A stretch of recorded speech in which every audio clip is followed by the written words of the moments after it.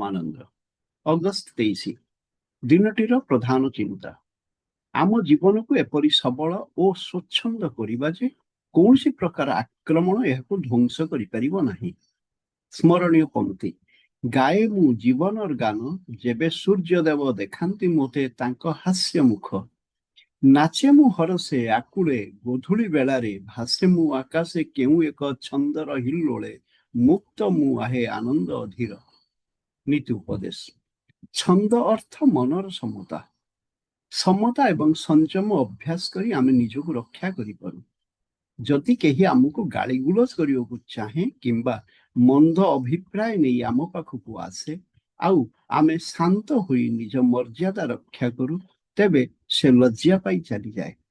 ସେ ଆମକୁ ଆଘାତ କରିପାରେ ନାହିଁ। ଆମର ବ୍ୟବହାରରେ ସେ ନୀରବ ହୋଇଯାଏ। ଏହି ଭାବରେ କୌଣସି କଥା ନ କହି ଆମେ ଲୋକଙ୍କ ଦୁର୍ବ୍ୟବହାରରେ ବାଧା ଦେଉ। ଯେତିକି ପରିମାଣରେ ଆମର ଶାନ୍ତ ଭାବ ଓ ସମତାର ବୃଦ୍ଧି ହୁଏ, ଆମେ ସେତିକି ପରିମାଣରେ ଉନ୍ନତ ଶକ୍ତି ଲାଭ କରୁ। ସବୁ ଅବସ୍ଥାରେ ସବୁବେଳେ ଆମେ ମନର ସମତା ଓ ଅନ୍ତରର ସୁଚିତା ରକ୍ଷା କରି ଚଳିବାକୁ ହେବ। ପ୍ରାର୍ଥନା।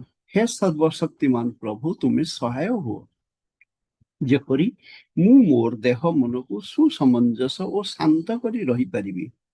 ତୁମେ ମୋତେ ଏପରି ସାହସ ଦିଅ ଯେ ଦୁର୍ବଳତା କଦାପି ମୋତେ ବଶୀଭୂତ କରିବ ନାହିଁ। ଏପରି ଆନନ୍ଦ ତୁମେ ମୋତେ ଦାନ କର ଯେ ତାହା କଦାପି ବିଷାଦେ ଆଚ୍ଛନ୍ନ ହୋଇବ ନାହିଁ। ଏ ହୃଦୟକୁ ଏପରି ସକ୍ଷମ ସବଳ କର ଯେ କୌଣସି ଆକ୍ରମଣ ଏହାକୁ ପରାଭୂତ କରିପାରିବ ନାହିଁ। ମୁଁ ଯେପରି ସର୍ବଦା ତୁମର ହିଁ ସହାୟତା ଓ ପରିଚାଳନାର କାମନାରେ ତୁମରି ଦିଗରେ ହିଁ ଚାହିଁ ରହିବି।